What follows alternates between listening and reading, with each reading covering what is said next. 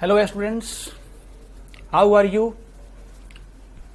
Let us begin a new topic of modern India, and this is Anglo-Maratha War. If you go through this syllabus of BPSC, especially modern India, you can see one thing that in the first topic of BPSC, modern India, there are three regions. That is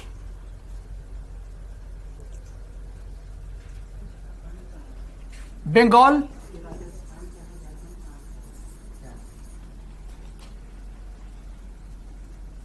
Marathas, and Sindh. Only three regions are there in your syllabus. It means in this topic you have to go through the process by which British company enter in the regions of Bengal, Maharashtra and Sindh, and thereby British company establish its supremacy over the three regions. Okay. In this interaction, my focus would be on Anglo-Maratha War. For your convenience as well for scientific study, I have classified the whole topic of Anglo-Maratha War into different small units to focus them one by one. So let us highlight the main sub-points of Anglo-Maratha War. First is rise of Marathas, means from a culture to a political power. Second, the impact of the war of Panipat on Maratha. It was called a dark age for Maratha power in India. Third is to back and hail, means all events which took place in between the Battle of Panipat and the First Anglo-Maratha War, I mean 1775. Then the objective of British company as well as their working method in Maharashtra. Then after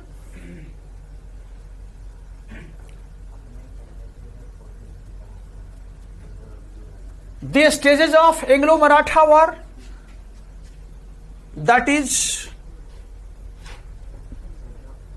Anglo-Maratha War came to emerge in three different phases.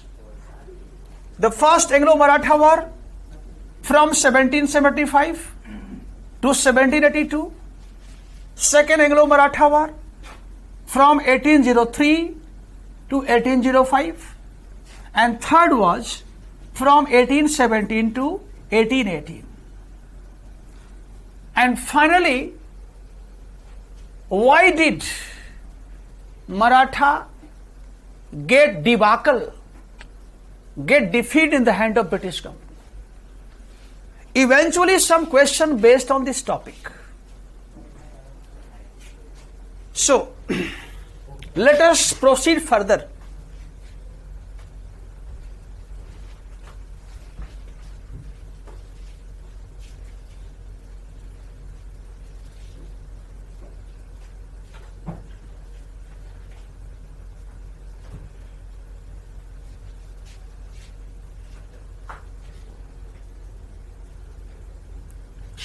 See,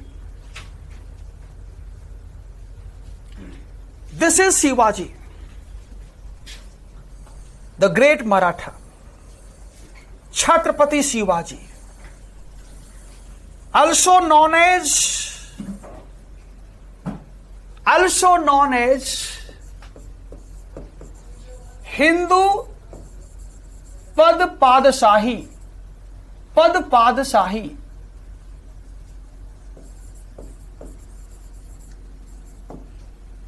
Are also known as Hindu Dharmodharak. Dharak. Also known as Chhatrapati Shivaji.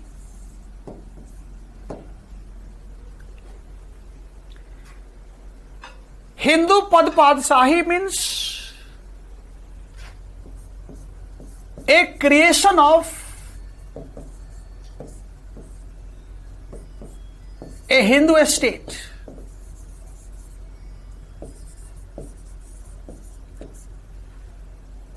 And Hindu Dharmodharak means liberator of Hindu religion from the threat of Islam.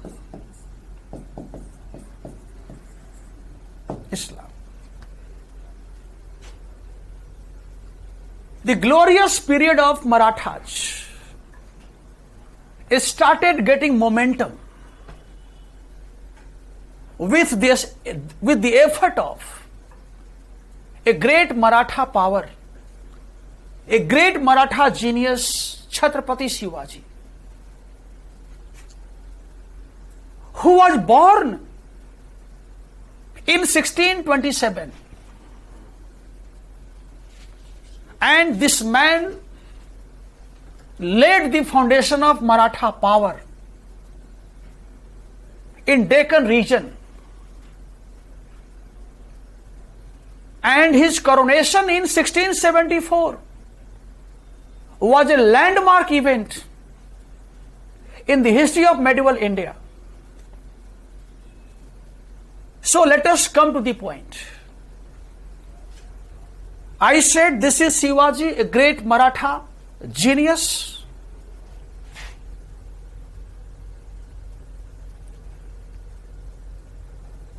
This is Bajirao's first, another great Maratha genius. This is Nana Fadnavis, a committed Maratha Sardar. And this is Lord Wellesley, a man who crippled the power of Marathas. And this is Lord Hastings, who dismantled the whole fabric of Maratha power in India. Let us begin the rise of Maratha as a power in India.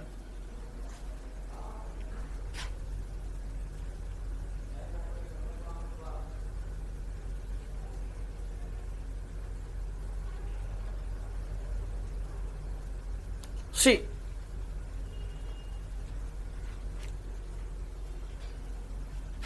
this is Maharashtra. This is Maharashtra.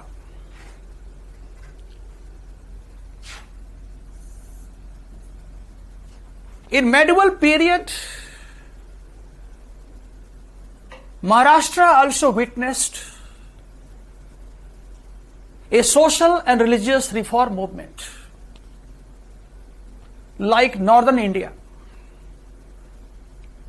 In Maharashtra also, many enlightened teachers, gurus, saints came to emerge. For example, Namdev, Tukaram, Ramdas,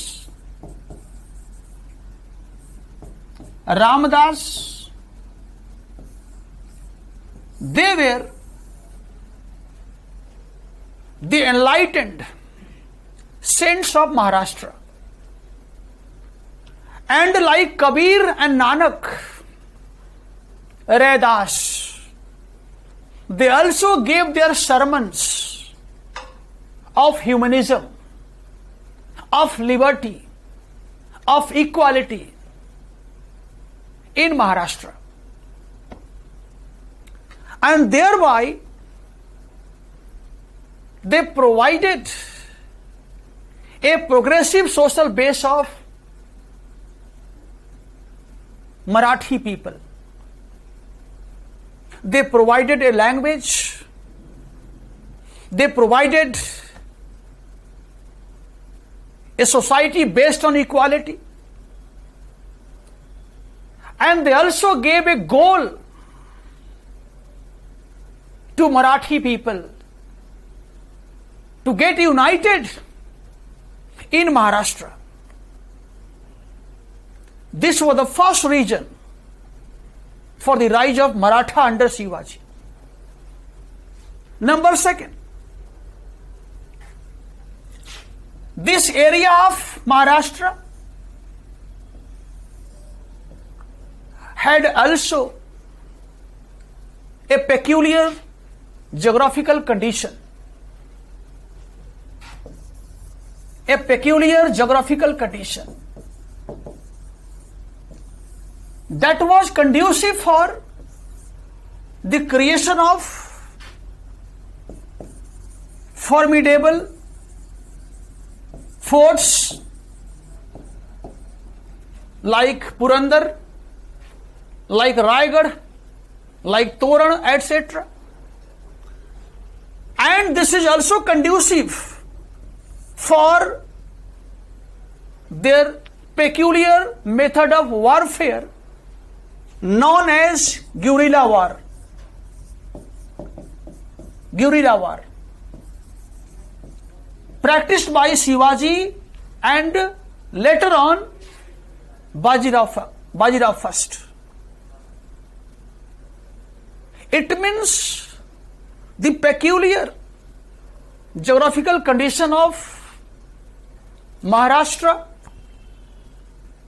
was also a boon for Shivaji to create impregnable fort in Maharashtra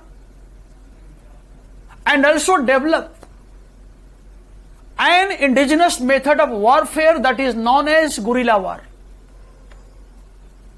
Means to fight and hide. Number two, it was the second reason behind the rise of Maratha led by Shivaji. Second reason. It was the first reason.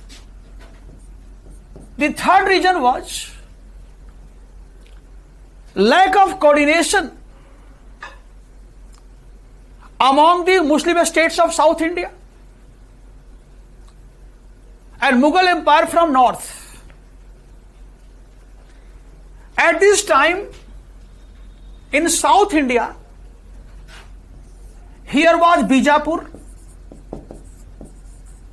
It was ruled by a sultan, and it was Golconda, ruled by a sultan. Both of them were Shia, not Sunni. And from North India, there was a frequency of invasion led by Mughal Emperor Aurangzeb. Aurangzeb, the mighty Mughal Emperor, there was lack of coordination among all these Muslim powers against Shivaji. And this Shivaji took advantage. Because Aurangzeb failed to create a joint alliance of Bijapur, Golconda against Maratha led by Shivaji. It was the third factors behind the rise of Maratha under Shivaji. Number fourth, Shivaji, like Sher Shah Suri, was inborn military genius. He was a flower in the dust, धूल में खिला हुआ फूल. He was a flower in the dust like Sher Shah Suri. Shivaji had from his childhood a dream to create Swarajya. To create Swarajya. For myself, for himself, and for Marathas. Shivaji had also a appreciable organizational skill.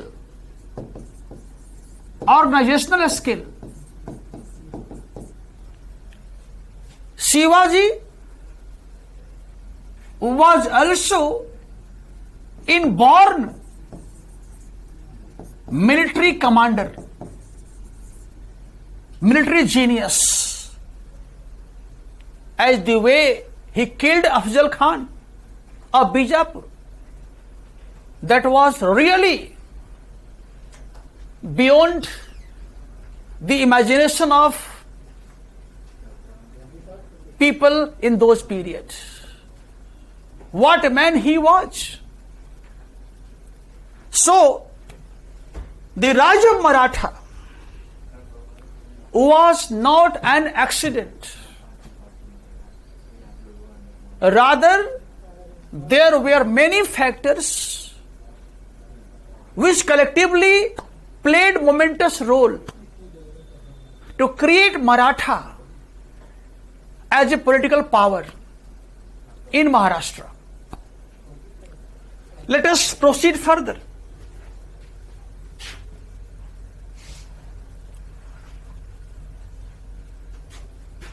The glorious Maratha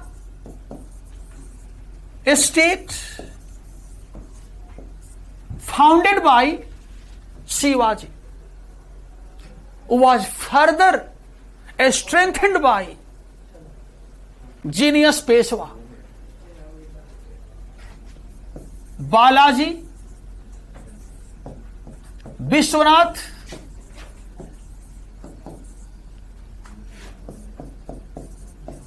Bajirao second, Bajirao first,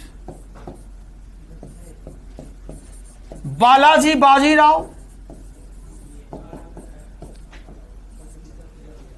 also called Nana Sahib. All these Peshwas further strengthen the glory and powers of Maratha established by Shivaji. But at the same time, when Maratha became a formidable paramount power of India, they became a custodian of same Mughal Empire that was once making effort to destroy the Maratha in South India. What a miracle it was. The same Maratha opposed by Aurangzeb became the custodian of all successor of Aurangzeb.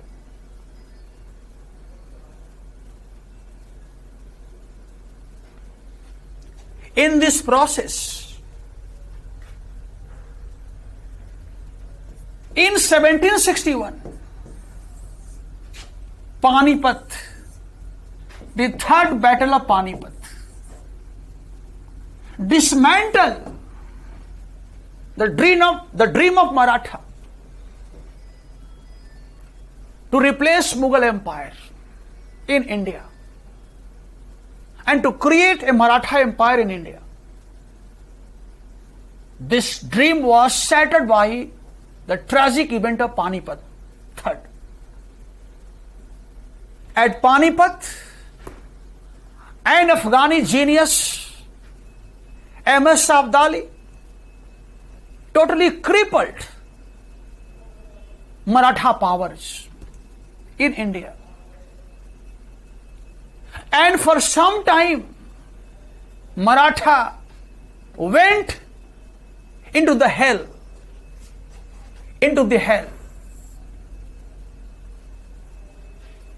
But since Maratha were not a political power, Marathas were a cultural power, and culture cannot be finished.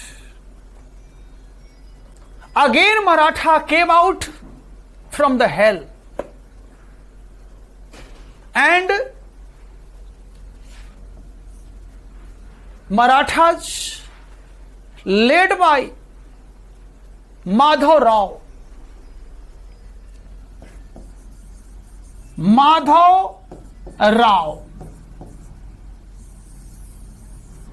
Peshwa Madhav Rao, who became Peshwa after the death of his father, Balaji Bajirao. This Madhav Rao, from 1761, when he became Peshwa of Maratha, until 1772, again Madhav Rao made Maratha power as the most formidable power in India.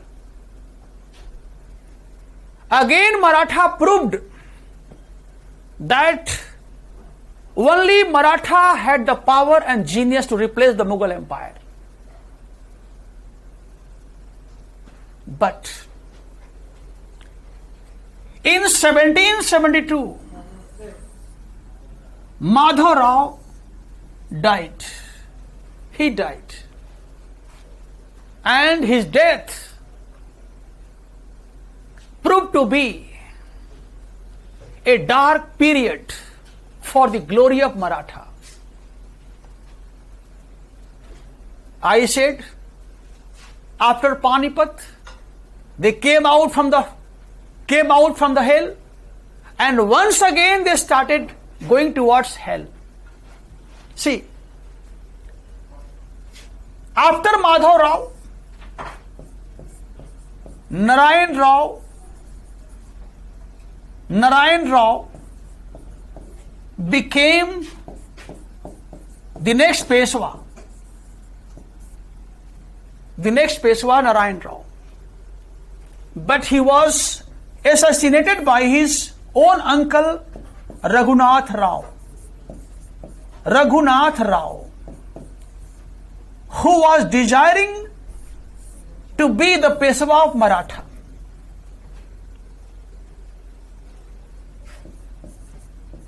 But his dream to become Peshwa was finished by a committed Maratha Sardar known as Nana Fadnavis. Nana Fadnavis decided to restore Madhav Narayan Rao, a son of Narayan Rao, who was being killed by Raghunath Rao, as a Peshwa of Maratha power. It means Raghunath Rao failed to become Peshwa even after he killed Peshwa Narayan Rao. And Madhav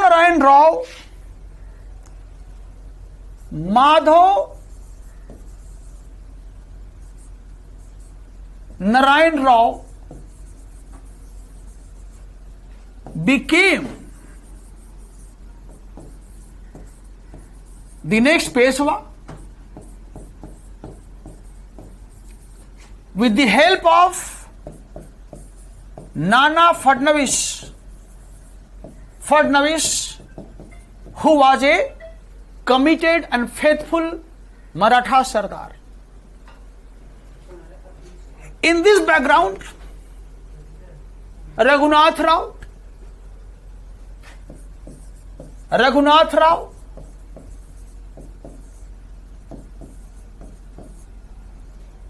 decided to get help from British company, and so he signed a treaty with the governor of Bombay, the governor of Bombay Presidency. In 1775, this is known as Treaty of Surat. Treaty of Surat. In this treaty, it was said that British company would support Raghunath Rao to become Maratha Peshwa.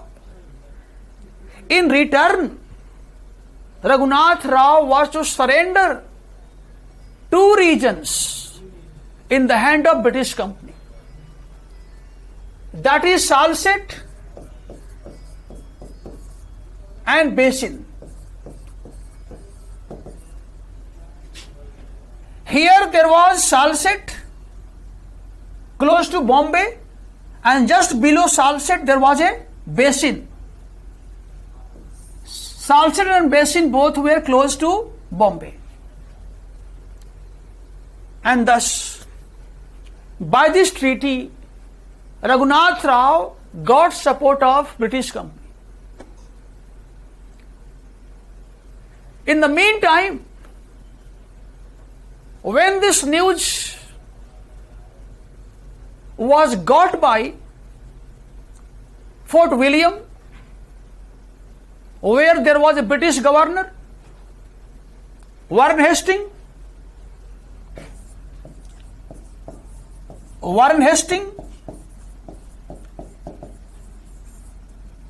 he did not accept the Treaty of Surat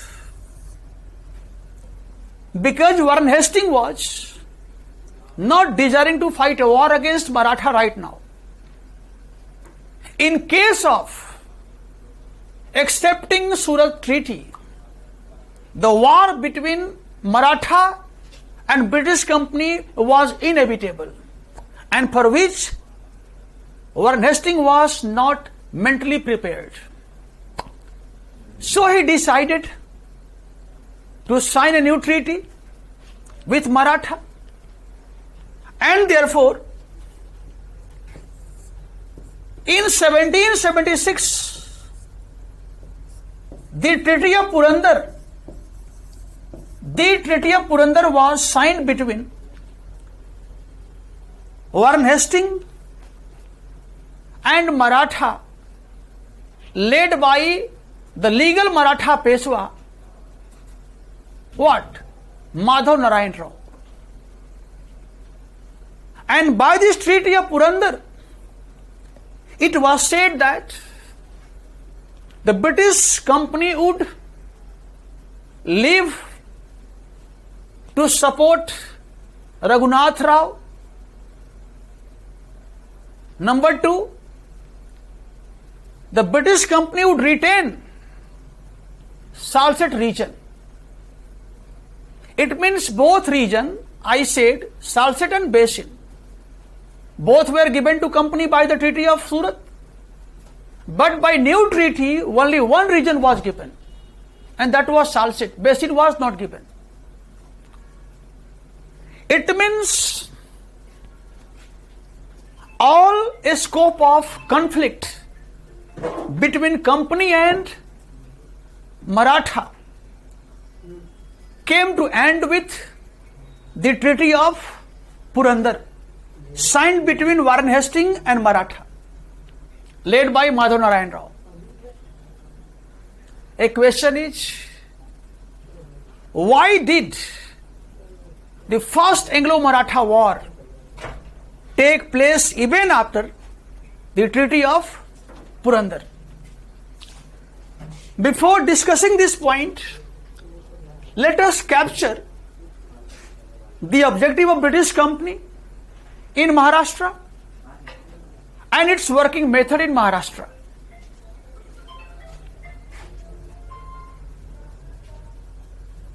See,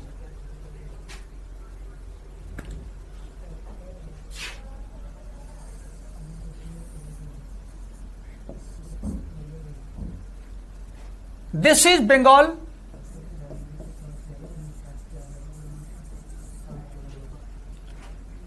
This is Maharashtra.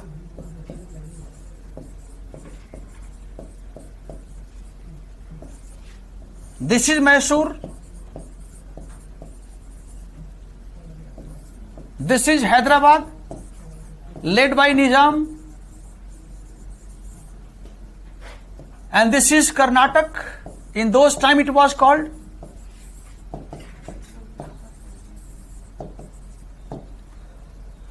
Now let us see the objective of British company. Objective of British company was to have control over the cotton belt of India. The cotton belt of India. Belt of India. It was a prime goal of British company. Because Maharashtra was a rich hub of cotton, and without replacing them from Maharashtra, this monopoly over the cotton belt was not possible. So the first goal of company was to have control the cotton producing regions of India. Because in England, Industrial Revolution was taking place, and so this cotton they could have used in Industrial Revolution of England, and that's why they were desiring to get this. One. Number two goal was to create a system like Bengal in Maharashtra also. The way they led to create in Bengal a dual government in which the real power was in their hand by the way of two battles, Plassey and Buxar. So they also desire to create the same system in Bengal in which the power should be in their hand.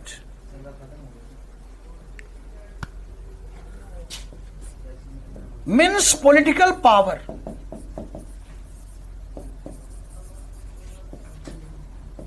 In Maharashtra.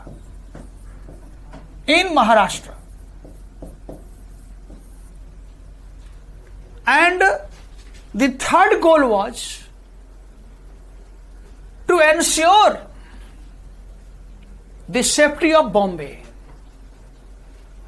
Because Bombay was a British presidency.